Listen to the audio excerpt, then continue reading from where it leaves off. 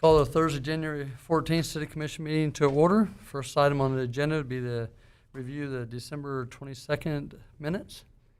See any changes? I have None from me. Stand as written. This is a time that we will do a reorganization of the governing body. First item, I'll take nominations for election of mayor or motion. I would like to nominate Commissioner Jacobs for the mayor position. I'll second that. All in favor of the motion, say aye. Aye. Aye. Opposed, nay. Passes 5-0. Next item would be election of the vice mayor. I'll nominate Commissioner Mason Reuter as our vice mayor. I'll second. Got a motion and a second. All in favor of the motion, say aye. Aye. They both pass 5-0. Next item would be recognition of, I guess, me. Oh, do we move first? Yeah. Yeah. We have to follow instructions Okay, here. yeah, we got an instruction sheet here.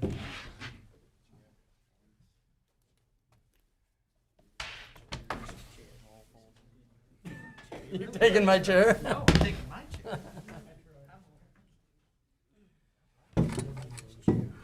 It's a good chair.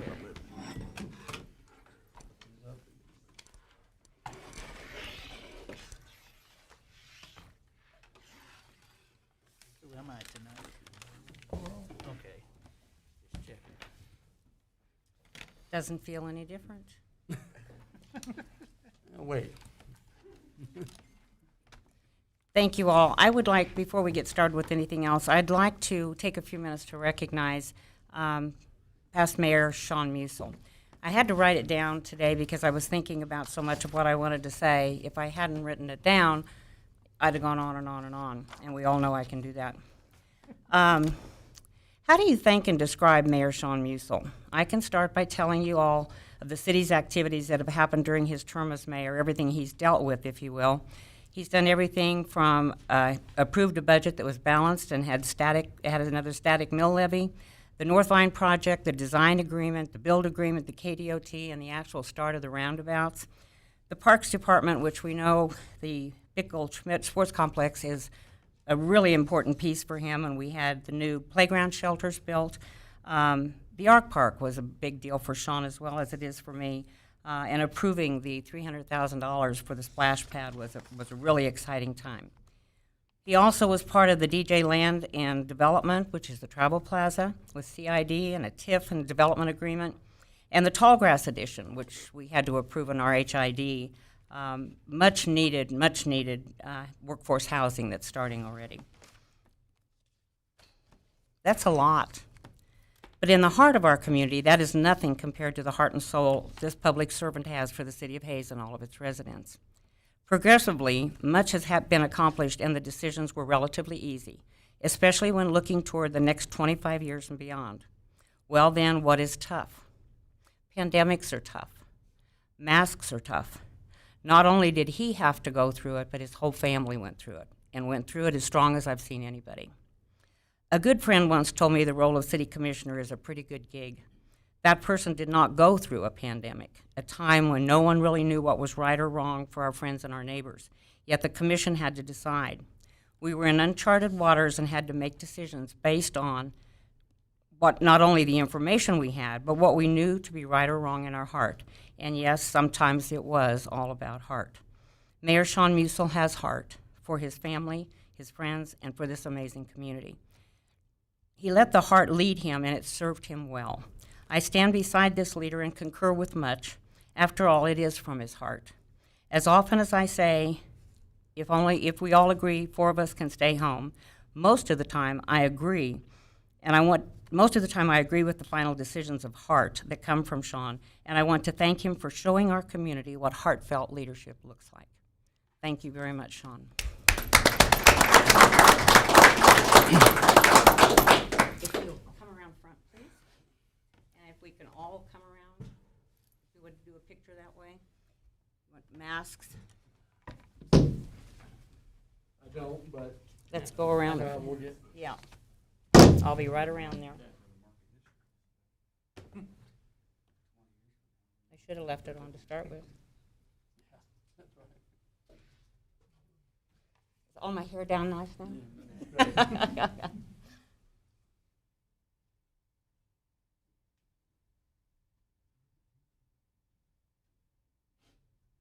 Sean, on behalf of the city of Hayes, I'd like to present you this gavel and thank you again for your heartfelt leadership of this community. Thank you. You bet. Thank you, Dan. Appreciate it. Thank you very much.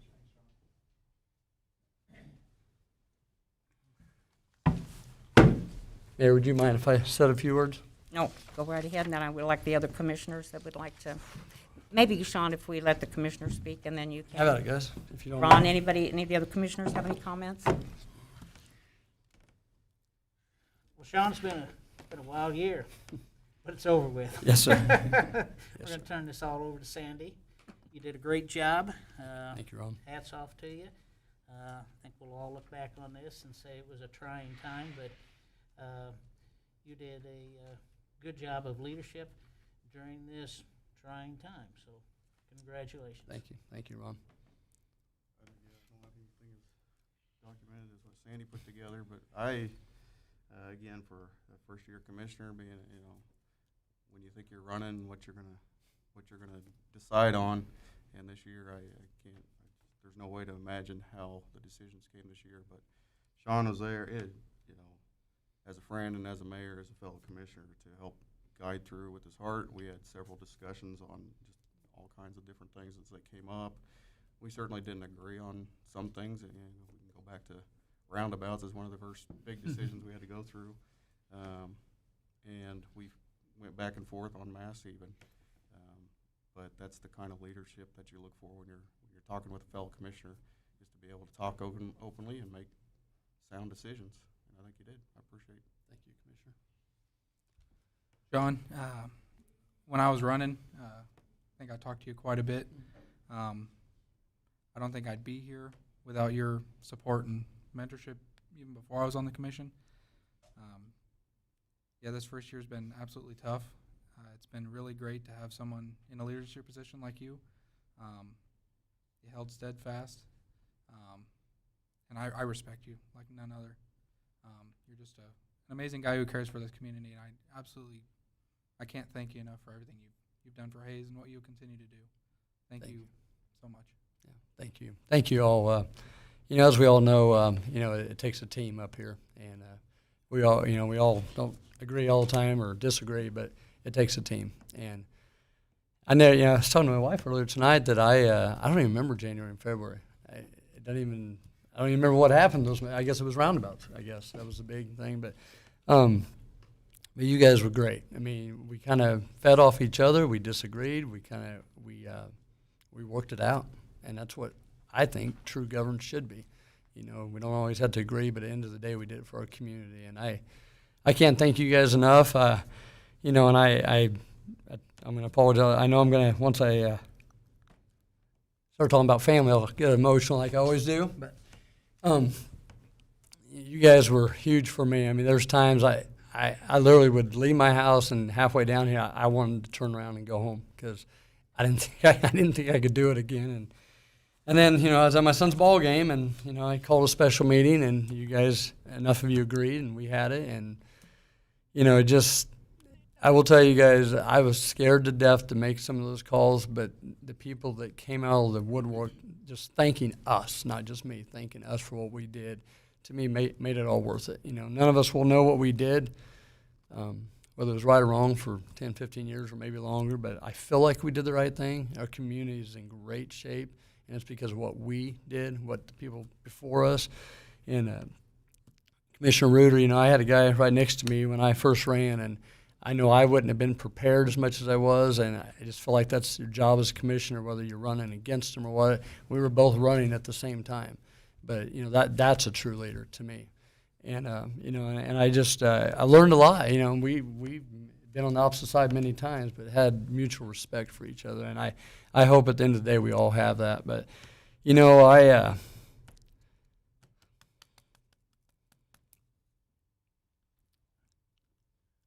there's many things that happened to my family this year that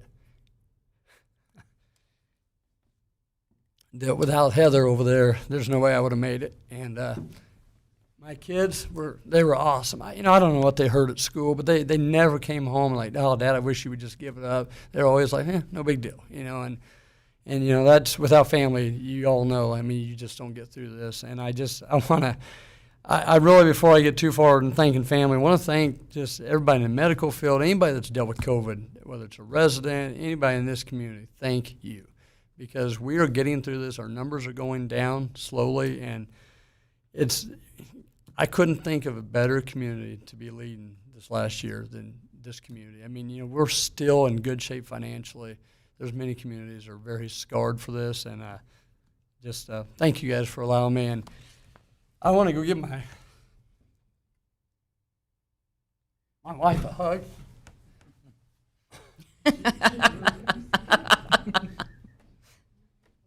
Danny.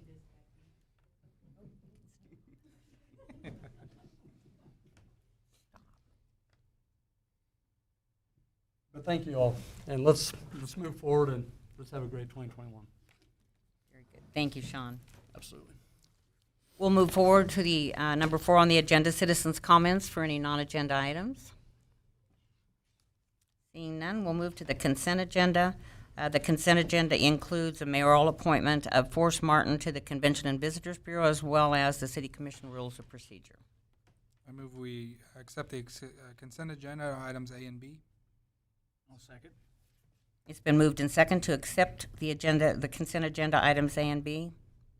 Any discussion? Call for a vote. All in favor? Aye. Passes 5-0. Central Air Service. Letter of recommendation for SkyWest. Jamie.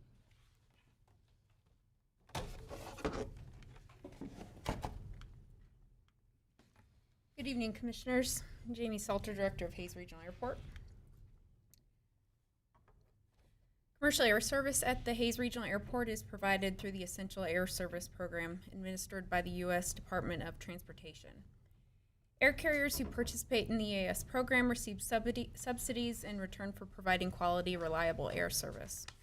SkyWest has been our carrier since August of 2014 and currently provides 12 round-trip flights each week. The current EAS contract with SkyWest expires July 31st of this year. The U.S. DOT solicited proposals for the upcoming 2021 to 2024 period and received just one response from SkyWest. This mirrors the same structure of the 12 round-trip flights each week to and from Denver. The annual subsidy requested is $3.6 million, which is up from the annual $3.1 million of the current contract.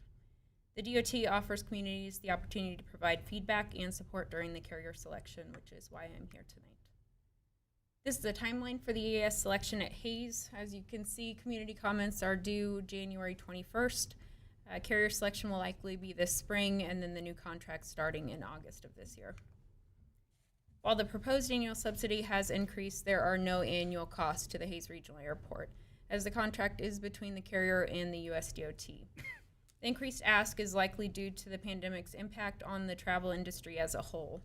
The aviation industry has been heavily hit, and while there has been an uptick in passenger traffic, it still remains significantly down. I shared last week that U.S. companies, they're looking at 30 to 35% of what they saw in 2019 as compared to 2020. Hayes Regional Airport is about 36% of what we saw in 2019, with 2019 being the best year we've had to date. The Commission has the following options: authorize the mayor to submit the letter of support or provide staff with alternate direction. And this is the action requested. I will stand for any questions. I'll make a motion that we authorize the new mayor, Jacobs, to submit a letter of support for the selection of SkyWest Airlines to provide passenger service at the Hayes Regional Airport. Seconded. Been moved and seconded, moved by Commissioner Ron Melick and seconded by Commissioner Burgess. Is there any discussion? If not, I'll call for a vote. All in favor, please say aye. Aye. Opposed? Passes 5-0. Thank you, Jamie. Thank you. Thank you, Jamie. Now we have an update from John Brown on the North Vine Street project.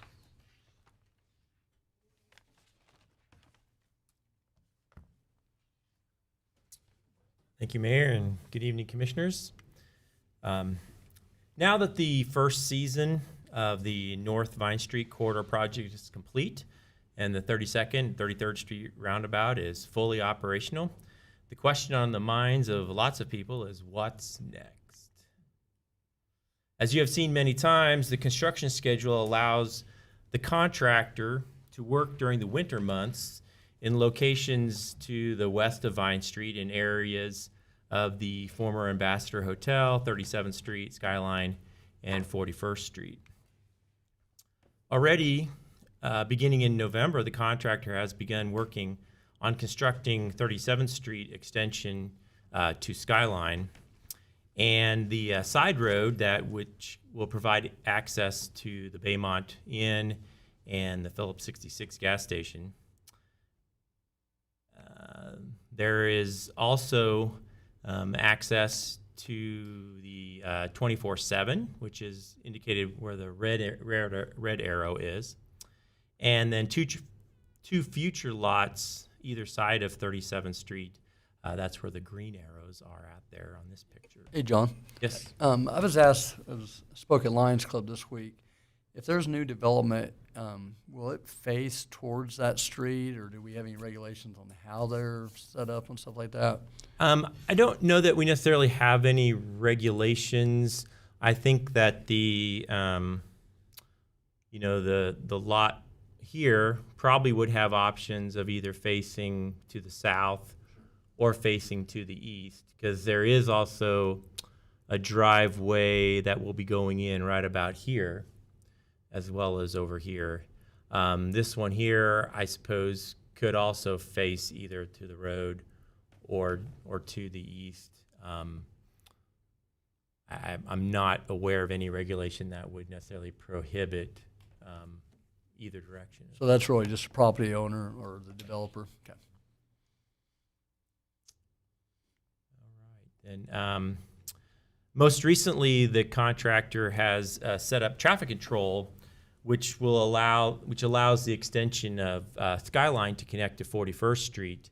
If you've driven up there, you may have noticed that there's some, I call them like an automated flagger, because they're traffic signals that alternate one direction to the other with a red or green light that allows one-way traffic in one lane, alternating to carry traffic, I guess it would be east and west along 41st Street, as they're constructing the tie-in right there. John, is 41st Street actually going to be open before spring? Is it? Yes. As soon as they're ready? Okay. Yes, and I'll kind of explain that a little bit better with this picture because it's a little bit zoomed out. So once they complete that tie-in up here, and once they put in some temporary pavement here, then this section of we'll call it the frontage road that turns into 41st Street, will be disconnected. And all the traffic accessing back here will be routed onto the new pavement. And similarly, access to the Baymont will be along this side road, because they'll be disconnected over here. And access to the Phillips 66 will be through this right-in only, or their main entrance, which will be back here. Will we be able to go on to Vine Street from 37th? Yes, they will be. I know that it might look a little bit high. 32nd Street looked a little high, if you recall back there by Hayes Chevrolet and the Pheasant Run, but that's a temporary pavement that they'll be putting in here shortly. I would say if the weather cooperates, within a month, traffic will be traveling that path on the new pavement there. And then they can begin, once that they've got that route of traffic, they can begin disconnecting the frontage road here, tying it into the 24/7 parking lot like they did up by Whiskey Creek on the opposite end, disconnecting and starting to get some of that work ready to start building the The round. serviceability of that is fantastic, and I'm glad we're able to do it. But the aesthetics of it, I was saying to Toby today, when you drive up there and you look around, the aesthetics is wonderful. It changes that whole area. It's going to be very, very nice. It will be. So, John, until the roundabouts are done, will they still, if they come out on 37th, they'll be able to make that left turn right there, like you can now? During different phases of construction of the roundabout and being able to do the pavement and switching traffic around, some of the movements will be limited there. At No, I mean before they start the roundabout, like you said, this Oh, will be yes. done in a month. Okay. Yes, yes. John? Now they may not. They'll be able to make the left turns on the Vine Street. They won't be able to make the turns onto the frontage road. Yeah, I got you. Are there going to be any traffic control devices inside this portion of 37th? There, I believe we get a stop sign up here, but I think that's it.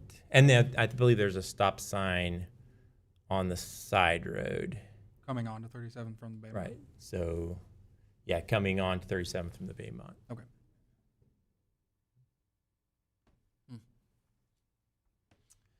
And then, as winter weather allows, the contractor will also begin working in the areas of the I-70 ramps that do not have a significant impact on traffic. So we don't want a lot of traffic control devices set up if the city or KDOT has to do snow removal or plowing or anything like that. So what work they can do there at the ramps that doesn't put a whole lot of impede the traffic on Vine Street or really put a whole lot of traffic control actually on the ramps themselves. So you've already seen, and you can see in this photo, they're doing some preparatory work with some of the storm sewer and earthwork here. On the westbound off ramp, they've already done some work, and they can start building some of this stuff. There may be, I think there's a little bit of work they can do over on this ramp as well. This ramp here, the on-ramp, the westbound on-ramp doesn't actually change a whole lot throughout this whole project. But there'll be contractors going to do what they can during these winter months. And then by the middle of March, if the winter weather allows, we anticipate the contractor will move the Vine Street traffic all over onto the east side, head-to-head in the northbound lanes, and start building the west side of all three roundabouts at the same time. So we're not building each roundabout separately. We're going to build the entire west side, and switch it over and build the east side, and then split it apart and finish out the middle by the end of the year. So, as you can see on the schedule down there, by the end of by November of this year, the project will be completed. So, any other questions I might be able to answer? I love visiting with people about the roundabouts because ultimately, most people love it. There's very few that are still complaining about it. Now I'm getting people that want that one done up at Mopar.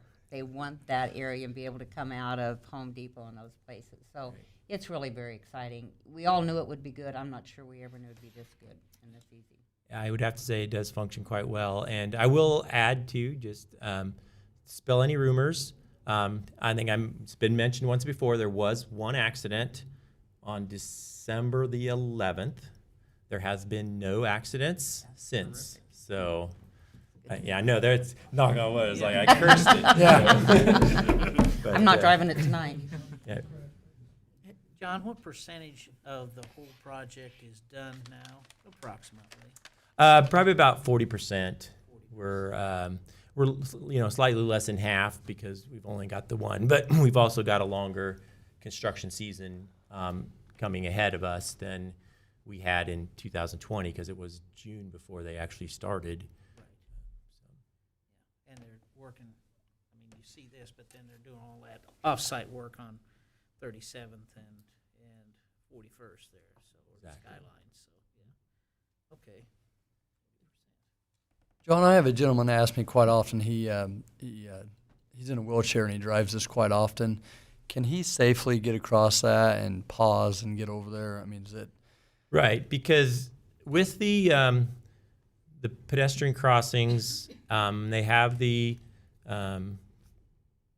push button activated flashing beacons. Then he can cross the crosswalk. The middles are designed, the medians are designed to have pedestrian refuge, so you only have to worry about crossing one direction of traffic at a time. So you can just, when it's clear, obviously motorists are legally required to yield for a pedestrian in the crosswalk. So once it's safe to cross, they cross out to the center. They have to push the button then. And I personally noticed this the other day. I think, someone crossed the crosswalk here and they pushed the button, and they went over here and they didn't push the button. Now, there was no one coming, and they may have been a conscious decision. Nobody coming. Why should I push the button? I'll just go across. But they probably should have pushed the button then to cross the other direction as well. So the buttons are there now. the buttons are there now, right? Yeah. I just haven't paid attention to that. So, okay. Right. So now there are some crosswalks, and it's not really actually shown on this picture, that were built further down there where they're still blocked off because they're built on the sides, but they're not built in the middle. Right. And that'll happen once the traffic control changes and allows that to happen. So that's good. Any other questions or comments for John? Thank you very much. Always good news. Yeah. Always good Thank you, news. John. Commission inquiries and comments. Commissioner Musil. I would just like to, I was remiss earlier, I forgot to thank city staff, Toby, Colin, Andrew, and everybody else in between. Just as you know, Ron, when you're the mayor, they keep you going every day, and they just make life a lot easier. I heard you were talking about masks earlier. I remember a meeting with Toby, and we were deciding whether to vote for masks. And I remember him saying, he wasn't talking me in it or out of it, but he said as an elected official, it'd be tough to make that decision. He'd hate to be in our shoes, but that's what we get elected to do, to make tough decisions, and we as a group did well. And I again thank you all. Commissioner Malik. Congratulations that Thank you. Thank you. I've been there and know what that's like, and congratulations to the new mayor. Yes. May things go smoother this year. Smoothly. So for you, other than that, I have nothing this evening.